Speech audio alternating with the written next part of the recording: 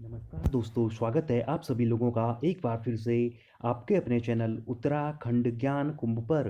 तो आज का आपका जो वीडियो होगा इसमें जनवरी माह के कुछ महत्वपूर्ण करंट अफेयर्स होंगे जो कि आपके आने वाले एग्जाम, चाहे आपका उत्तराखंड पटवारी का हो, वीडियो वीपीडीओ, कनिष्ठ सहायक, या उत्तराखंड में जो आपकी एलटी की वैकेंसी आई है उनका हो, या उत्तराखंड पुलिस का हो, तो हर जगहों पर उत्तराखंड के हर एक एग्जाम के लिए ये आपके लिए काफ़ी मददगार साबित होगा। तो आप सभी लोगों को वीडियो पसंद आए तो आप वीडियो को लाइक करें, वीडियो को ज़्यादा से ज़्यादा अपने दोस्तों के साथ शेयर करें, और अभी तक अगर आपने चैनल सब्सक्राइब नहीं किया है तो नीचे आपको जो सब्सक्राइब वाला बटन दिख रहा होगा उस पर क्लिक कर चैनल को सब्सक्राइब कर दें, जिससे कि आपको इस प्रकार के वीडियोज मिलते रहें। तो आज का आपका जो पहला प्रश्न है वो है, देश का पहला परागकण पार्क, पॉलिनेटर पार्क कहाँ पर खुला?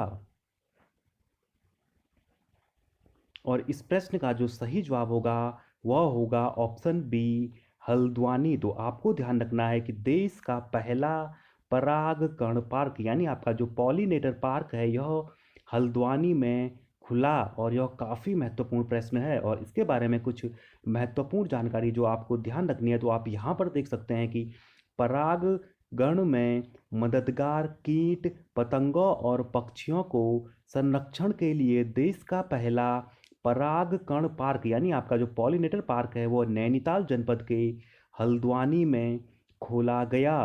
फिर आज का आपका जो अगला प्रश्न है वो है, कामधेनु संहिता नामक पुस्तक का विमोचन किसके द्वारा किया गया?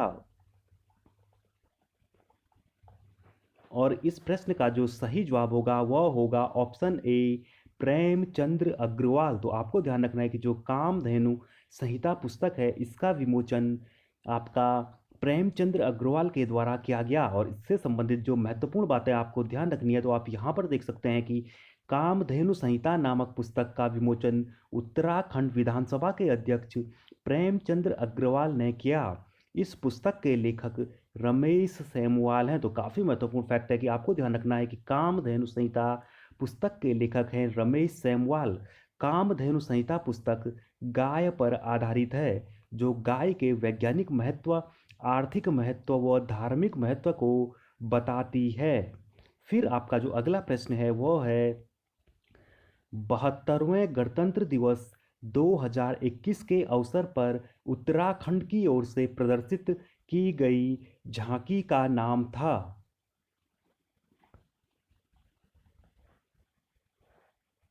और इस प्रश्न का जो सही जवाब होगा वह होगा ऑप्शन सी, केदारखंड। तो आपको ध्यान रखना है कि जो 72वां गणतंत्र दिवस 2021 था तो इस अवसर पर उत्तराखंड की ओर से आपकी जो झांकी प्रदर्शित की गई उसका नाम केदारखंड रखा गया था। और इससे संबंधित काफ़ी महत्वपूर्ण फैक्ट जो आपको ध्यान में रखने हैं तो पहला यहाँ पर आप देख सकते हैं, जो आपकी 72वें गणतंत्र दिवस के अवसर पर राजपथ नई दिल्ली में उत्तराखंड राज्य की ओर से केदारखंड नाम से झांकी प्रदर्शित की गई। फिर अगली जानकारी जो आपको ध्यान रखनी है तो आप यहाँ पर देख सकते हैं, यह इस झांकी की एक तस्वीर है। तो आप यहाँ पर देख सकते हैं कि इसमें आपका जो आपका केदारनाथ मंदिर है उसको दिखाया गया है, साथ ही में जो आपका यहाँ पर कस्तूरी मृग, यहाँ पर आपका मोनाल, तो ये सारी चीज़ें यहाँ पर इसमें प्रदर्शित की गई थी। और इसके बारे में जो अगली महत्वपूर्ण बात ध्यान रखनी है तो आप यहाँ पर देख सकते हैं कि इस झांकी में केदारनाथ मंदिर और कस्तूरी मृग की झलक दिखाई गई थी। फिर जो अगली बात आपको ध्यान रखनी है इसके बारे में महत्वपूर्ण, तो यहाँ पर आप देख सकते हैं झांकी का नेतृत्व के एस चौहान के नेतृत्व में 12 कलाकारों के दल ने प्रदर्शन किया। तो अगर आपसे पूछा जाए कि जो आपकी झांकी प्रदर्शित की गई थी तो इसका नेतृत्व किसने किया, तो ये क्या था, के एस चौहान। और अगर आपसे पूछा जाए टोटल कितने कलाकारों ने भाग लिया तो टोटल 12 कलाकारों ने भाग लिया था। और उस फिर अगला महत्वपूर्ण फैक्ट है कि केदारखंड जो झांकी थी इसका जो थीम गीत था वो था जय जय केदारा। तो ये भी काफ़ी महत्वपूर्ण फैक्ट है। फिर आज का आपका जो अगला प्रश्न है वो है, उत्तराखंड से प्रधानमंत्री राष्ट्रीय बाल पुरस्कार 2021 के लिए किसे चुना गया? और इस प्रश्न का जो सही जवाब होगा वह होगा ऑप्शन बी, अनुराग रमोला, तो आपको ध्यान रखना है कि अनुराग रमोला को उत्तराखंड से राष्ट्रीय बाल पुरस्कार 2021 के लिए चुना गया। इससे संबंधित कुछ महत्वपूर्ण जानकारियां जो आपको ध्यान रखनी है तो आप यहाँ पर देख सकते हैं। देहरादून के अनुराग रमोला प्रधानमंत्री राष्ट्रीय बाल पुरस्कार 2021 के लिए चुने गए। अब फिर अगली बात जो आपको महत्वपूर्ण ध्यान रखनी है कि इनको किस श्रेणी में पुरस्कार दिया गया, तो आपको ध्यान रखना है कि जो अनुराग रमोला हैं इन्हें कला व संस्कृति की श्रेणी में राष्ट्रीय बाल पुरस्कार 2021 के लिए चुना गया। तो आप सभी लोगों को वीडियो पसंद आए तो आप वीडियो को लाइक करें, वीडियो को ज़्यादा से ज़्यादा अपने दोस्तों के साथ शेयर करें, और अगर अभी तक चैनल सब्सक्राइब नहीं किया तो नीचे आपको सब्सक्राइब वाला बटन दिख रहा होगा, उस पर क्लिक कर चैनल को सब्सक्राइब कर दें, जिससे कि आपको इस प्रकार के वीडियोज मिलते रहें। फिर आज का आपका जो अगला प्रश्न है, उत्तराखंड से कितने व्यक्तियों को 2021 में पद्मश्री पुरस्कार से सम्मानित किया गया? और इस प्रश्न का जो सही जवाब होगा वह होगा ऑप्शन ए 2। तो आपको ध्यान रखना है कि उत्तराखंड से 2021 में 2 लोगों को पद्मश्री पुरस्कार से सम्मानित किया गया। तो काफ़ी महत्वपूर्ण फैक्ट है। इससे संबंधित जो महत्वपूर्ण बातें आपको ध्यान रखनी है तो आप यहाँ पर देख सकते हैं 2 व्यक्तियों के जो नाम है, पहले हैं आपके भूपेंद्र सिंह, डॉक्टर भूपेंद्र सिंह, और दूसरे नंबर पर हैं प्रेमचंद्र। तो इनके बारे में जो कुछ महत्वपूर्ण जानकारियाँ आपको ध्यान रखनी है तो आप यहाँ पर देख सकते हैं। पहला फैक्ट, चिकित्सा के क्षेत्र में उल्लेखनीय सेवाओं के लिए डॉक्टर भूपेंद्र कुमार सिंह संजय को पद्मश्री दिया गया। तो ये आपके जो है चिकित्सा क्षेत्र से संबंधित थे। फिर अगला फैक्ट जो आपको इनसे संबंधित ध्यान रखना है कि डॉक्टर संजय ने दुर्घटनाओं में घायल एवं कैंसर पीड़ित की मदद के साथ साथ 5,000 से ज़्यादा दिव्यांग बच्चों के ऑपरेशन कर उन्हें नई जिंदगी प्रदान की। फिर जो अगले आपके किसान हैं जो प्रेमचंद्र शर्मा है, उनको आपका बागवानी के लिए आपका जो है पद्मश्री से सम्मानित किया गया। तो आप यहाँ पर देख सकते हैं किसान प्रेमचंद्र शर्मा को खेती बागवानी को लेकर किए गए उनके सराहनीय योगदान के लिए पद्मश्री से सम्मानित किया गया। फिर जो आपके टोटल आपके जो प्राइज दिए गए आपके पद्म पुरस्कार, तो इनसे संबंधित जो महत्वपूर्ण फैक्ट आपको ध्यान रखना है कि इस वर्ष जो आपके यानी 2021 में कुल 119 पद्म पुरस्कार प्रदान किए गए, जिसमें से आपके 7 पद्म भूषण दिए गए, 7 पद्म विभूषण हो गए आपके, 10 पद्म भूषण और 102 पद्मश्री पुरस्कार वितरित किए गए। तो ये महत्वपूर्ण जानकारी इससे संबंधित आपको ध्यान में रखनी है। फिर आपका जो अगला प्रश्न है वह है, उत्तराखंड में पहला बाल थाना किस जगह पर खोला गया? और इस प्रश्न का जो सही जवाब होगा वह होगा ऑप्शन सी, देहरादून। तो आपको ध्यान रखना है कि उत्तराखंड का पहला बाल थाना आपका देहरादून में खोला गया। और इससे संबंधित महत्वपूर्ण जानकारी जो आपको ध्यान रखनी है तो आप यहाँ पर देख सकते हैं कि देहरादून के डालनवाला थाने में सीएम ने उत्तराखंड के पहले बाल थाने का उद्घाटन किया। फिर आज का आपका जो अगला प्रश्न है वह है, दून विश्वविद्यालय का नया कुलपति किसे बनाया गया? और इस प्रश्न का जो आपका सही जवाब होगा वह होगा ऑप्शन ए, सुरेखा डंगवाल। तो आपको ध्यान रखना है कि दून विश्वविद्यालय के जो नए कुलपति बनी है उनका नाम है आपका सुरेखा डंगवाल। फिर आज का आपका जो अगला प्रश्न है वह है, मनीष पंत को किस देश की अंतर्राष्ट्रीय सामाजिक संस्था ने शाइनिंग वर्ल्ड केयर अवार्ड से सम्मानित किया?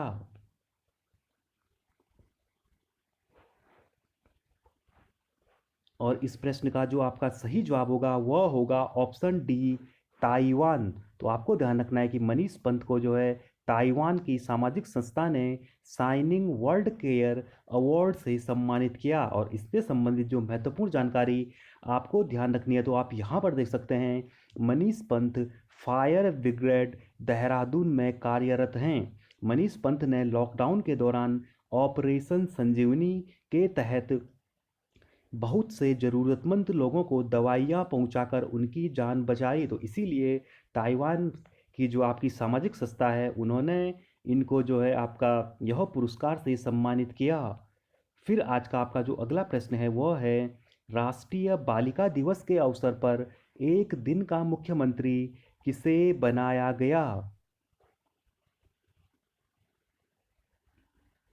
और जो यह प्रश्न है इसका सही जवाब होगा ऑप्शन ए, सृष्टि गोस्वामी। तो आपको ध्यान रखना है कि जो आपका राष्ट्रीय बालिका दिवस था इसके अवसर पर एक दिन का उत्तराखंड का मुख्यमंत्री बनाया गया सृष्टि गोस्वामी को।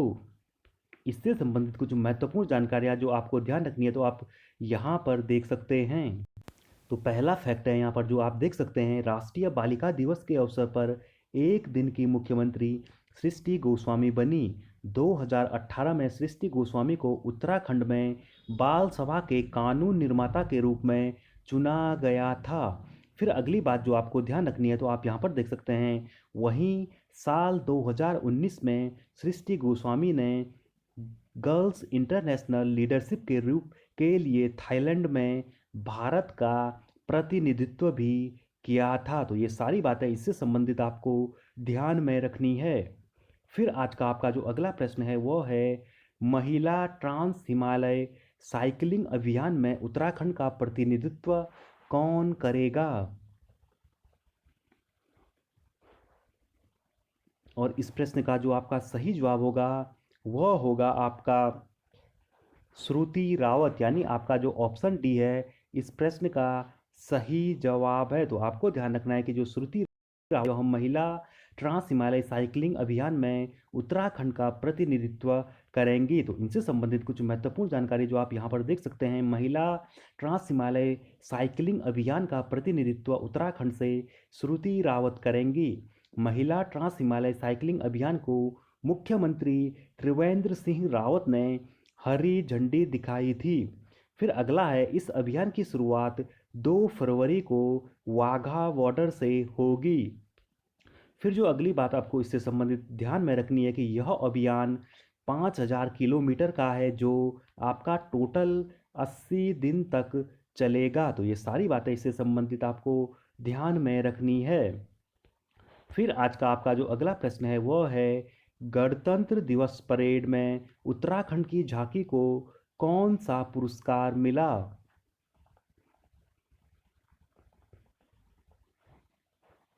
और जो यह प्रश्न है इसका जो सही जवाब होगा वह होगा ऑप्शन सी, तृतीय। तो आपको ध्यान रखना है कि गणतंत्र दिवस की परेड में इस बार उत्तराखंड की जो झांकी है इसको तृतीय पुरस्कार से सम्मानित किया गया। तो इनसे संबंधित जो महत्वपूर्ण जानकारी आपको ध्यान रखनी है तो आप यहाँ पर देख सकते हैं, गणतंत्र दिवस परेड में उत्तराखंड की झांकी केदार खंड को तृतीय पुरस्कार से सम्मानित किया गया।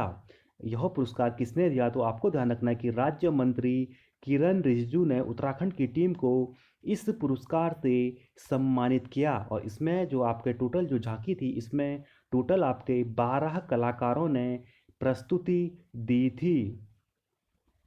फिर आज का आपका जो अगला प्रश्न है वह है, उत्तराखंड उच्च न्यायालय के नए मुख्य न्यायाधीश कौन बने? और इस प्रश्न का जो सही जवाब होगा वह होगा option A, chief justice Raghavendra Singh Chauhan. तो आपको ध्यान रखना है कि ये उत्तराखंड उच्च न्यायालय के आपके चीफ जस्टिस बने। तो इनसे संबंधित कुछ महत्वपूर्ण जानकारी जो आपको ध्यान रखनी है तो आप यहाँ पर देख सकते हैं, उत्तराखंड की राज्यपाल बेबी रानी मौर्य ने चीफ जस्टिस राघवेंद्र सिंह चौहान को उत्तराखंड के मुख्य न्यायाधीश पद की शपथ दिलाई। इससे पहले ये तेलंगाना राज्य के मुख्य न्यायाधीश थे।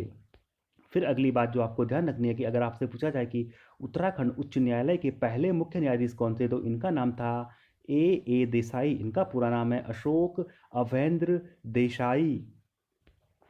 फिर आज का आपका जो अगला प्रश्न है वो है, राष्ट्रीय कला उत्सव लोक गायन विधा में उत्तराखंड ने कौन सा पुरस्कार जीता?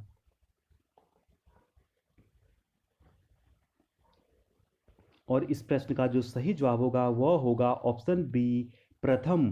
तो आपको ध्यान रखना है कि राष्ट्रीय कला उत्सव लोक गायन विधा में उत्तराखंड ने प्रथम पुरस्कार जीता। और इससे संबंधित महत्वपूर्ण फैक्ट जो आपको ध्यान रखना है तो आप यहाँ पर देख सकते हैं, बागेश्वर की कक्षा 9 की छात्रा ईसा धामी ने लोक गायन में पहाड़ के गीत प्रस्तुत कर यह पुरस्कार जीता। तो आप सभी लोगों को वीडियो पसंद आए, वीडियो को लाइक करें और ज़्यादा से ज़्यादा वीडियो को अपने दोस्तों के साथ शेयर करें।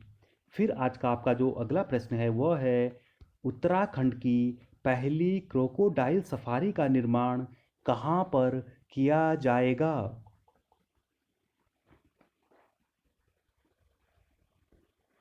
और इस प्रश्न का जो सही जवाब होगा वह होगा ऑप्शन सी, खटीमा। तो आपको ध्यान रखना है कि उत्तराखंड की पहली क्रोकोडाइल सफारी का निर्माण खटीमा में किया जाएगा। तो इससे संबंधित कुछ महत्वपूर्ण फैक्ट जो आपको ध्यान रखना है, तो आप यहाँ पर देख सकते हैं कि उत्तराखंड की पहली क्रोकोडाइल सफारी का निर्माण उधम सिंह नगर के खटीमा सुरई वन रेंज में किया जाएगा।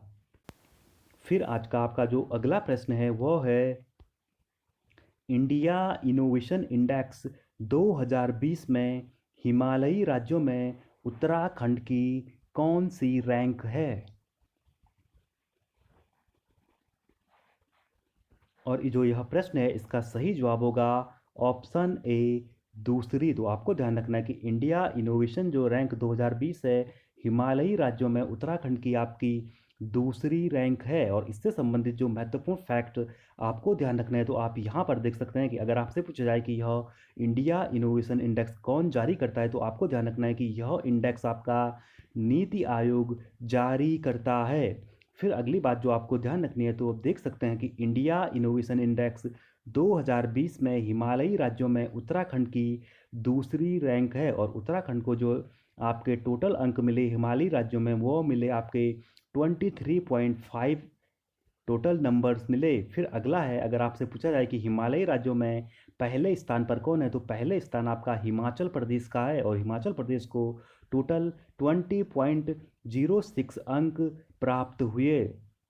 फिर इसी से संबंधित आपको जो अगली बात ध्यान रखनी है, तो अगर आपसे पूछा जाए कि ऑल इंडिया में कौन प्रथम स्थान पर रहा, तो आपका जो ऑल इंडिया है इसमें आपका प्रथम स्थान पर पूरे देश में कर्नाटक राज्य पहले ही नंबर पर रहा। और इस इंडेक्स में कर्नाटक को, अगर टोटल नंबर्स की बात की जाए, तो कर्नाटक को 42.5 मार्क्स मिले। तो ये थी इससे जुड़ी कुछ महत्वपूर्ण जानकारी। फिर आज का आपका जो अगला प्रश्न है वो है, डॉपलर वेदर रडार कहाँ पर स्थापित किया गया है? और जो यह प्रश्न है इसका जो सही जवाब होगा वह होगा ऑप्शन डी, मुक्तेश्वर। तो आपको ध्यान रखना है कि आपका जो डॉपलर वेदर रडार है इसका जो स्थापना है उत्तराखंड में मुक्तेश्वर में की गई। फिर आज का आपका जो अगला प्रश्न है वह एक आपका जो एमसीक्यू है आपका वन लाइनर के फॉर्म में। तो आपको ध्यान रखना है कि उत्तराखंड साइंस एंड टेक्नोलॉजी ने बेस्ट मेडिकल यूनिवर्सिटी अवार्ड 2020 से किसे सम्मानित किया? तो आपको ध्यान रखना है कि जो आपका एम्स ऋषिकेश है इसको आपका उत्तराखंड साइंस एंड टेक्नोलॉजी ने बेस्ट मेडिकल यूनिवर्सिटी अवार्ड 2020 से सम्मानित किया। फिर आपका जो अगला प्रश्न है वह है, कनाडा की हिंदी राइटर्स गिल्ड के द्वारा किसे सम्मानित किया गया? और जो यह प्रश्न है इसका सही जवाब होगा ऑप्शन बी, रमेश पोखरियाल निशंक। तो इसके बारे में महत्वपूर्ण जानकारी जो आपको ध्यान रखनी है, तो आप यहाँ पर देख सकते हैं केंद्रीय शिक्षा मंत्री रमेश पोखरियाल निशंक को उनके साहित्यिक कार्य के लिए कनाडा की हिंदी राइटर्स गिल्ड के द्वारा सम्मानित किया गया। फिर आज का आपका जो अगला प्रश्न है वह है, उत्तराखंड में पर्यटन को बढ़ावा देने के लिए राज्य सरकार ने किसे उत्तराखंड पर्यटन का ब्रांड एम्बेसडर बनाया? और इस प्रश्न का जो सही जवाब होगा वह होगा ऑप्शन ए, अमिताभ बच्चन। तो इससे संबंधित जो महत्वपूर्ण जानकारी आपको ध्यान रखनी है, तो आप यहाँ पर देख सकते हैं उत्तराखंड में पर्यटन को बढ़ावा देने के लिए अमिताभ बच्चन 100 डेज यानी 100 डेज इन हेवन नाम के शो को होस्ट करेंगे। तो इसको आपको ध्यान रखना है कि जो शो का नाम है वो है 100 डेज इन हेवन और इसको होस्ट करने के जो आपके वो हैं अमिताभ बच्चन। फिर आज का आपका जो अगला प्रश्न है वह है, नेताजी सुभाष चंद्र बोस की जयंती के अवसर पर सैन्य धाम का शिलान्यास कहाँ पर किया गया?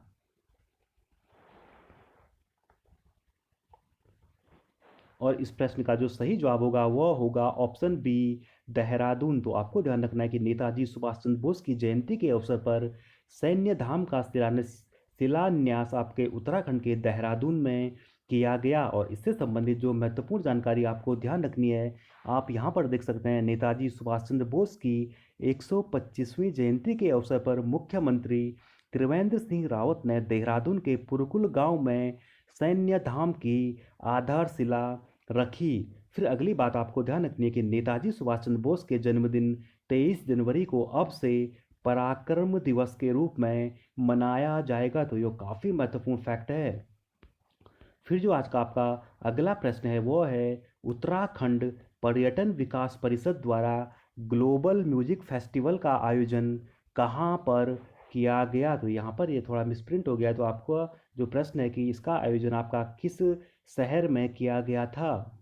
और जो इसका जो सही जवाब होगा आपका वो होगा ऑप्शन सी, ऋषिकेश। तो आपको ध्यान रखना है कि उत्तराखंड पर्यटन विकास परिषद द्वारा जो ग्लोबल म्यूजिक फेस्टिवल का आयोजन था वह ऋषिकेश में किया गया था। फिर आज का आपका जो अगला प्रश्न है वो है, पेंट माई सिटी अभियान की शुरुआत किसके द्वारा की गई? और जो यह प्रश्न है इसका सही जवाब होगा ऑप्शन डी, मदन कौशिक। तो आपको ध्यान रखना है कि जो पेंट माई सिटी अभियान है इसकी शुरुआत मदन कौशिक के द्वारा की गई। और इससे संबंधित जो महत्वपूर्ण जानकारी आपको ध्यान रखनी है, यहाँ पर देख सकते हैं कि हरिद्वार में कुंभ शुरू होने से पहले हरिद्वार को सजाने के लिए उत्तराखंड के कैबिनेट मंत्री मदन कौशिक ने पेंट माई सिटी अभियान की शुरुआत की। तो ये थे आज के आपके जो जनवरी महीने के करंट अफेयर्स, जो आपके आगामी पेपर्स में काफ़ी मददगार साबित होंगे। तो आपको वीडियो पसंद आया, लाइक करें, दोस्तों के साथ शेयर करें, और अगर अभी तक आपने चैनल सब्सक्राइब नहीं किया तो नीचे आपको सब्सक्राइब वाला बटन दिख रहा होगा, उस पर क्लिक कर चैनल को सब्सक्राइब कर दें, जिससे कि आपको इस प्रकार के वीडियोज मिलते रहें।